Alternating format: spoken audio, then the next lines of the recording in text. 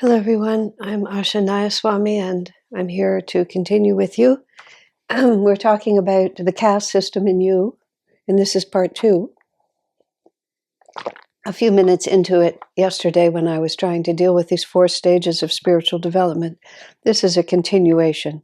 So you have to understand that the caste system we're talking about is not the hereditary instrument of social oppression that people tend to think of it as, which is what it has become in the environment of India where it originated, but it's an inherited understanding of spiritual development that actually comes from a much higher age, in which it was not used as an instrument of oppression, but it was used as a way of self-understanding so that individuals could help know, both for society as a whole and for one person, to understand where I fit and what is the appropriate next step for me.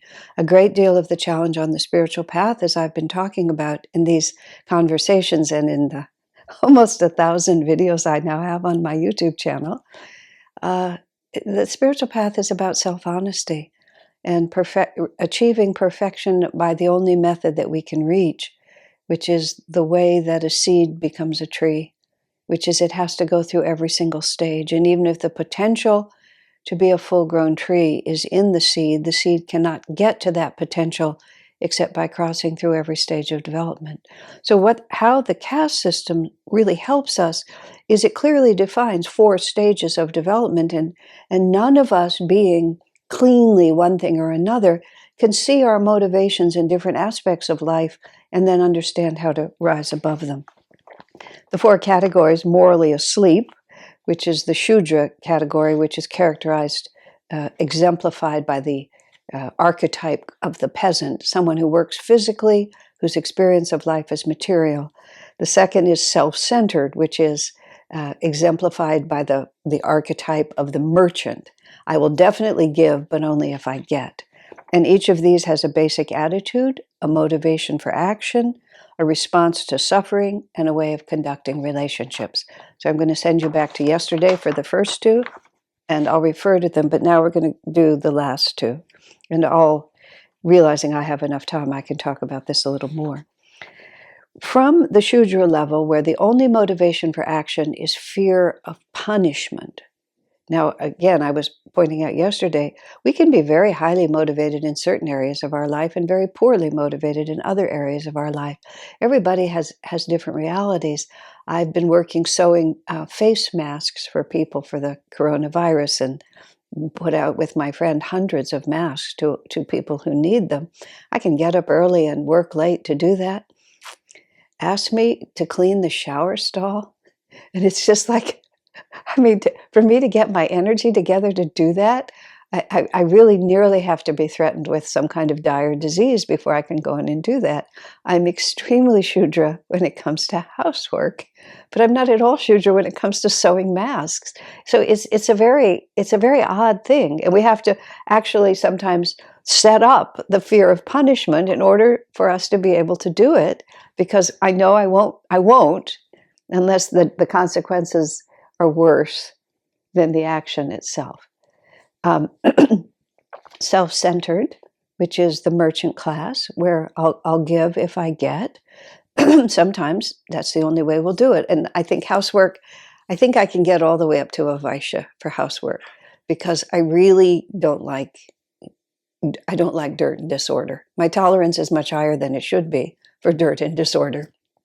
But now that we're sheltered in place, the housekeepers upon whom I have depended for the last 20 years, it's not so easy to bring them into the house. So now I have to, the motivation to actually not be living in squalor and disorder is balanced against my aversion to do it. And we're right on the cusp.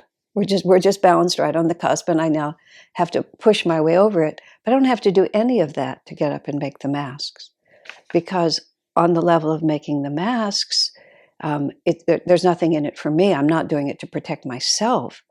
But the knowledge that all my friends need this protection, I'm up early and I'm sewing all day, and I'm sewing as late as I can in order to get it done. I'm driven to do it. And there's no threat of punishment, and there's nothing in it for me. You see how very just wildly different we can be about certain things? And so when we have these motivations, we understand what motivates people, how people see suffering and happiness in regard to that. Not only does it give us power to work with ourselves, but all of a sudden we can understand how to work with others. And when we motivate people according to what's important to them, our public school system is set up entirely, almost entirely, and I always get emails reminding me of exceptions, so I'll admit the exceptions.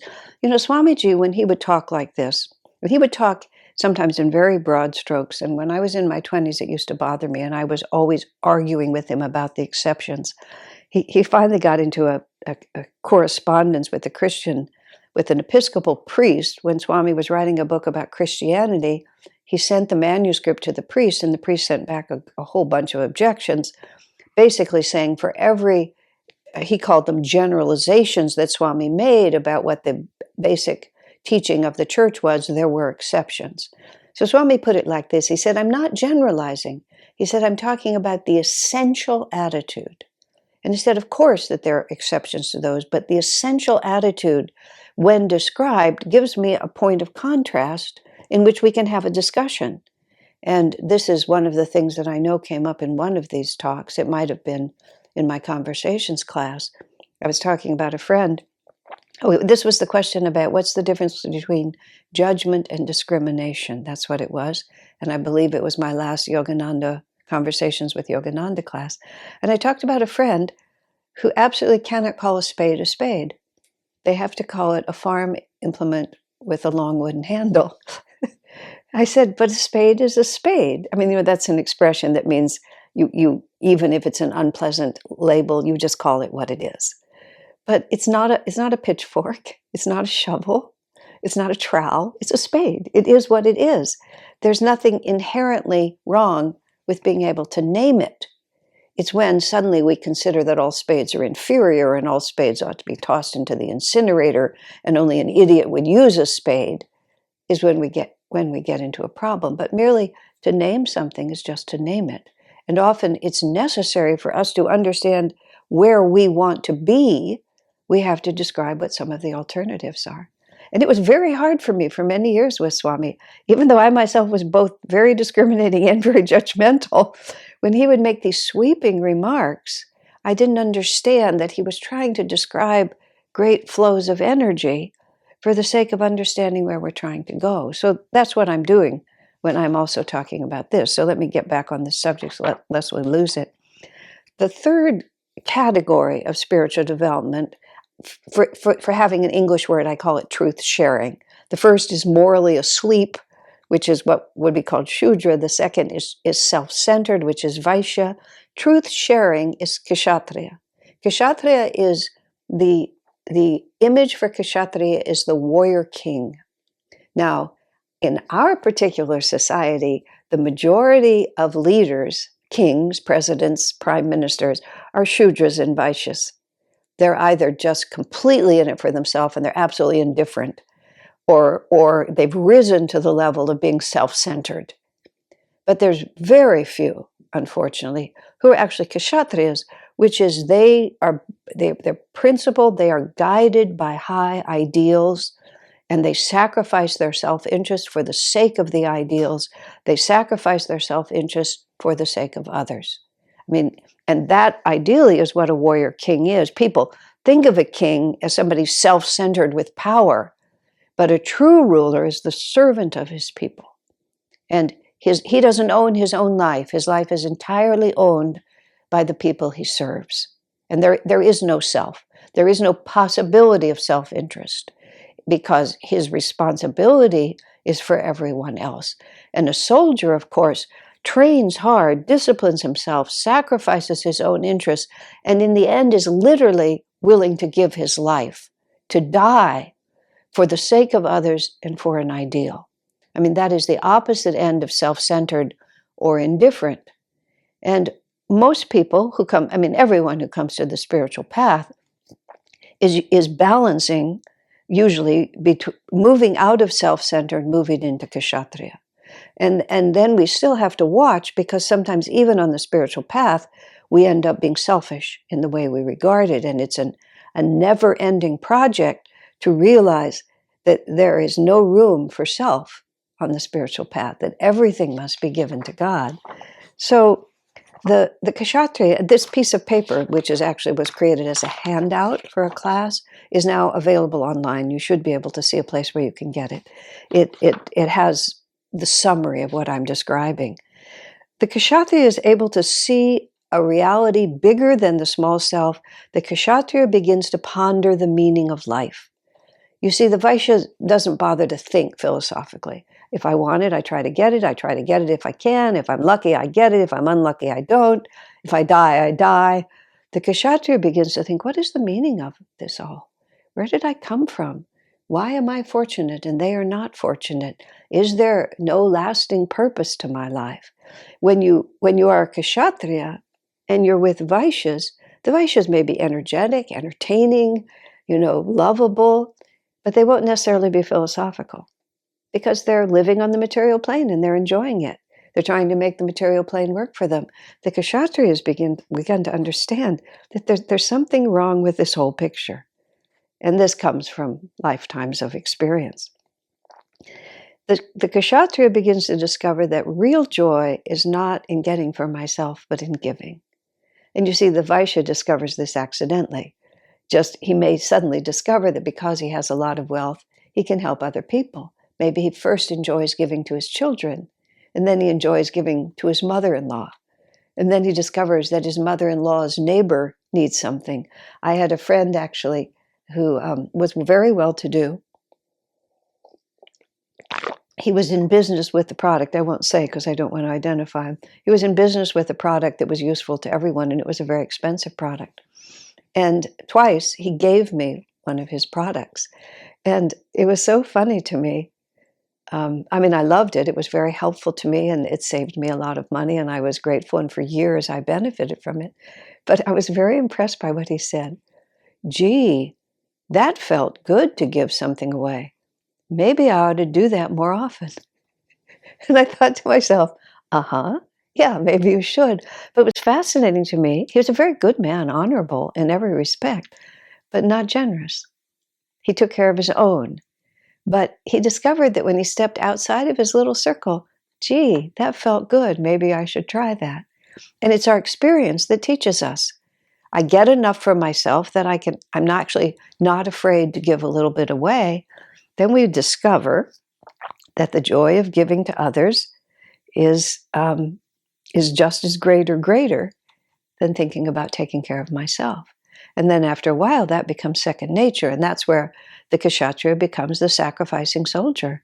It's the life in which I put aside my self-interest, live for an ideal, unite my energies with others to accomplish something great, is far more gratifying, even than when I was enormously successful in just getting for myself.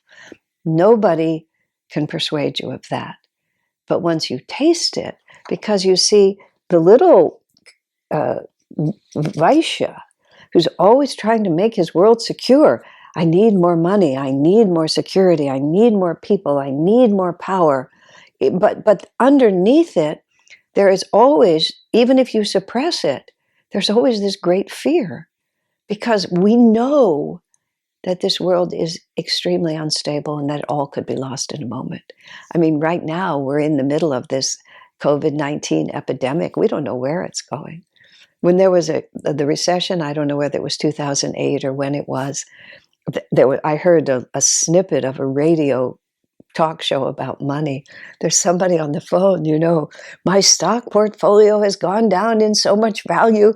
Basically, who has that money? Where is the money? Like this. And the commentator, he said, look, I'll put it to you this way. I don't know what the number was, like $5 trillion of money has gone to money heaven and it's never coming back. I don't understand economies. It's just gone. But I had it. It was mine. And now I've lost it. So the Vaishya whose happiness depends on controlling the world is always scared. Always scared. Whether they admit it or not, they're always scared. Whether they know it or not, they're always scared. And sooner or later, because it's a delusion, the delusion is broken, then you begin to think, but there must be another reality. Because at the same time that delusion is broken, this growing understanding comes. Or else you just go crazy. And I don't mean that, saying that lightly, but you just become more and more tense, and you live more and more incarnations in that suffering, thinking that your suffering is solved by controlling the world around you. So you have to learn that that's not true. So the Kshatriya begins to know that in letting go of my self-concern and expanding literally my self-definition to everyone, Master said, when you can spend as freely and as joyously for others as you would spend for yourself, and what he says about how the joy that comes to that, or how you become a child of God. But that's what he said. If I would buy it for myself, why wouldn't I buy it for you? What's the difference? And we can think of all the reasons why there's a difference, but many people just simply live like that. Or they live in a balanced way like that, buying for themselves when it's appropriate, but just as effortlessly and easily buying for others if the resources are there, if the inspiration from God is there to do it. So also, the Kshatriya begins to think in terms of self-development, not merely self-acquisition, but self-development. And the wealth of the Kshatriya is the expansion of consciousness, the expansion of wisdom, the expansion of understanding. There's in many Native American traditions, you're respected most for how freely you give away what you own. And if you have accumulated too much, you're not respected by the culture. Why would you have gathered so much when so many of your brothers and sisters are in need? Greatness is defined by the freedom, and they would have these, these huge gatherings in which everyone would just give away their things. Everything that had been accumulated, everything I don't need, I would just give away. And the joy would be of passing it on. It's just a whole different cultural way than our cultural way, as we admire those who get the most. And now we resent them. And I mean, it's craziness. But that's all Vaishya thinking, both to admire people who acquire and then to be mad at them because I can't control my environment, because they have too much, it's their fault. The Kshatriya thinks that I have to change myself. And the real battle is against the delusion that matter is the only reality. We have to fight the delusion of the Vaishya way of thinking that we've come out of, that my security is in the world around me. And we have to fight the battle to realize that my security is with God, that I must make my choices according to ideals. Yes, I could make more money if I did that, but would it help people or would it hurt people? But it's my money, I want that money, I need that money to feel secure. Yes, but what are the ideals behind what I'm doing? And what is the greater value to me? The Vaishya need to make the world safe, or the Kshatriya need to make sure I'm acting according to dharmic principles, and that the real security is in the ability to choose dharma. So the basic attitude of the Kshatriya, the basic attitude of the Vaishya is what's in it for me. The basic attitude of the Shudra is indifference. The Kshatriya's basic attitude is, what is the truth and how can I serve? What is true and how can I serve? And then we don't ask what's in it for me. We don't ask, am I jeopardizing my own security? We just say, how can I serve? And even you see on the spiritual path, we don't say, well, I have to have this, I have to do that. If I do these many kriyas, this is what I get. God will guarantee me if I do these practices. No. What is true? How can I serve? And above all, how can I serve? How can I serve God? How can even my personal spiritual practice just be a service to God, not a service to self? It's a very high attitude, but that's the Kshatriya battle. That's why it's warrior, because we have to fight against this incarnations of delusion that says I am a separate entity and it's responsible to take care of myself. Now you see, this is where it gets confusing, because the Shudra, who's just so dull and doesn't put out any energy, advances to being self-centered. So there's even this memory that I can take care of myself. I can provide for my family. I can buy every one of my children a new car. I can do the down payment on their houses. That's expanding a little bit from self, but it's still my definition of self. And we know that that was a good thing to do, and that was advancement. But now we've gotten really good at taking care of myself. Is there more? Can I go farther? And so we have to actually put aside that which was progress for us and realize, but there's nothing in it for me now. Now my growth is in a completely other direction, to realize that my response to suffering is we avoid pain by changing ourselves. We avoid pain by aligning ourselves with a higher ideal and finding our satisfaction, even if it costs us, materially, financially, even it costs us relationships or even the respect of others. If we live in a time where respect is not given for the proper things, we relieve suffering by holding true to our ideals. And by the corollary of that is that we recognize that when we betray our ideals, we suffer. So people watching from the outside, Vaishyas watching from the outside, Vaishyas watching especially from the outside, think there must be something in it for you. In 1976, when much of Ananda burned, and it turned out that the county was responsible, a faulty county machine was responsible for starting the fire. Many of our neighbors sued and got a lot of money from the county. And Ananda, who'd been hurt more than anyone and literally could have gone bankrupt, we didn't sue. And Swami wrote a long letter, which we printed as an advertisement in the local paper. We're not suing because he didn't use the word karma, but he said, this is our hard luck, and we're not going to take our hard luck out on our neighbors. We belong to the county. And we never did sue. And much of the county assumed that we'd made some kind of a backroom deal, because they just couldn't conceive of the fact that so much money was ours for the taking, but we weren't going to take it, because to do so would violate other principles that we had, and we just didn't do it. Because where there is dharma, there is victory. So a lot of times there's a lot of money on the table, and you think it's just fine to take it. I'll give another example. Once our publishing company, Crystal Clarity Publisher, was oddly, I say oddly because now it's so common, we were the first ones to come out with these little gift books of aphorisms on spiritual principles, what at that time was called New Age spiritual principles.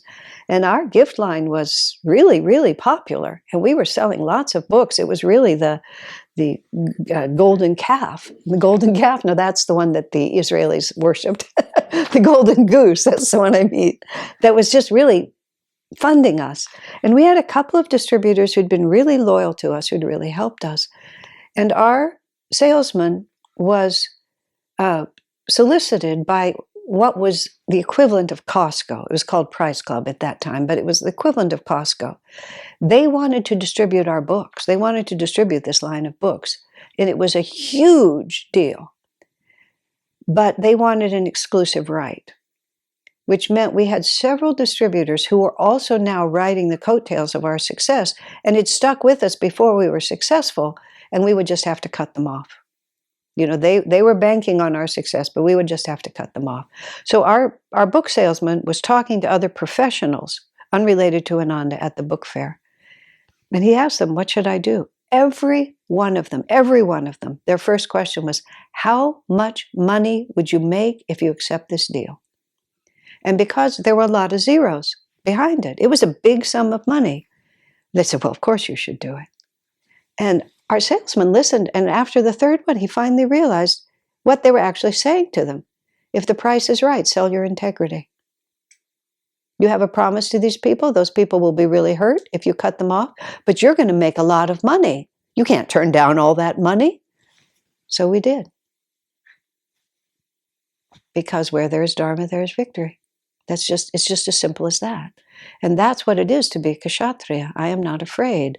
My suffering, I alleviate suffering by holding true to my principles and controlling my inclination to be self-centered. The characteristic relationship of a kshatriya we would call synergistic. which is self-giving. It's the fulfillment that comes purely by loving and doing what's morally and spiritually right for yourself and for the others. That doesn't mean you allow yourself to be a doormat. You hold to principle.